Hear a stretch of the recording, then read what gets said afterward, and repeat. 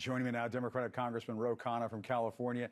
Congressman, it sounds like somebody on Trump's team got to him and said, you need to stop saying that Biden is wandering around and not making sense because you have to debate him next week. You can't keep lowering expectations. But what do you think of what Van Jones had to say, that if the president does not do well next week, it's game over? Do you agree with that? Well, first of all, I think reality is dawning on Donald Trump. He didn't just beat Paul Ryan. He defeated in 2 debates Donald Trump last time. And now that the debate is becoming more real, that is something that has dawned on the Trump team.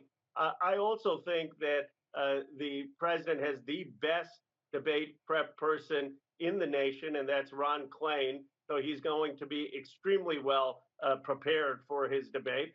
And look, these campaigns are marathons. So what Van Jones said, obviously we're all hoping that he has a good debate, but no one debate, no one speech is a make or break moment in a long presidential campaign. So if he has a bad night next Thursday, you don't think there are going to be some in your party who are going to think, okay, what do we do now?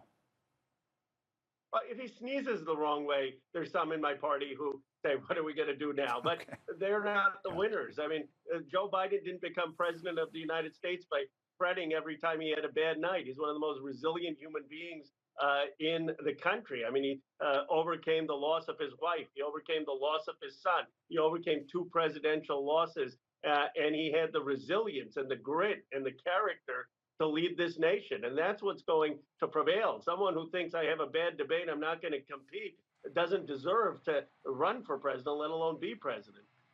And I do want to ask you, a new Fox News poll shows there's no clear leader in the race, but among independents, Biden is now leading Trump by 9 points. What explains that shift? What does Biden need to do to build on that? Might some of this have to do with the felony conviction?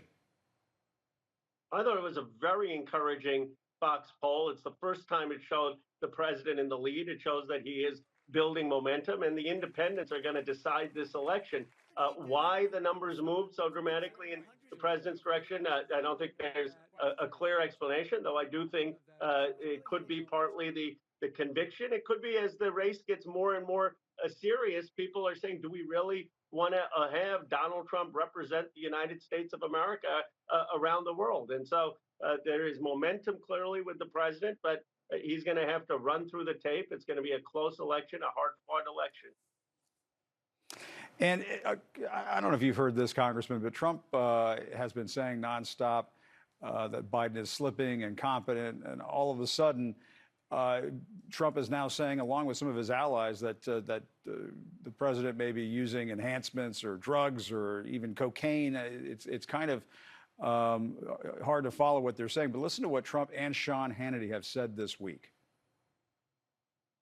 He's going to be so pumped up. He's going to be pumped up. You know all that stuff that was missing about a month ago from the White House? What happened? I think the Joe Biden we see on debate night is going to be the guy that we saw at the State of the Union. He's going to be all hyped up, hyper caffeinated.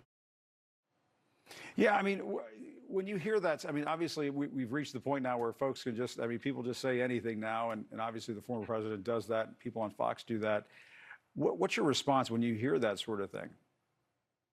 It's really sad that this country has devolved into those kind of personal attacks. It used to be that you debated the issues. Yes, people would swing a punch above the belt, but you never had personal attacks of this kind. And the reason that you have these personal attacks is people are waking up to realize that Joe Biden rises to the occasion, that he has actually been an extraordinarily skilled debater in his entire career, that he delivers when the pressure is on, and that a lot of the charges against him, accusing him of losing his mental faculty, have just been total misinformation, and that they're going to see Joe Biden in command of the stage on debate night, and that reality is now about to happen.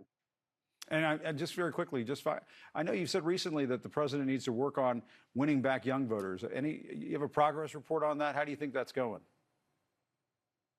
He's making progress. One, we're talking about abortion rights in the battleground states. That is something that resonates with young voters. He has called for a permanent ceasefire and given a compelling speech about how we're going to try to end the war. That is resonating with young voters. And we've got a team of surrogates who's out there, who's inspiring folks.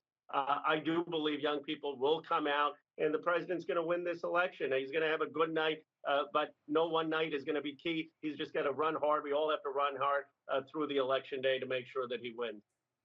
All right, Congressman Ro Khanna, thanks very much for your time. We appreciate it. Thank you, Jim.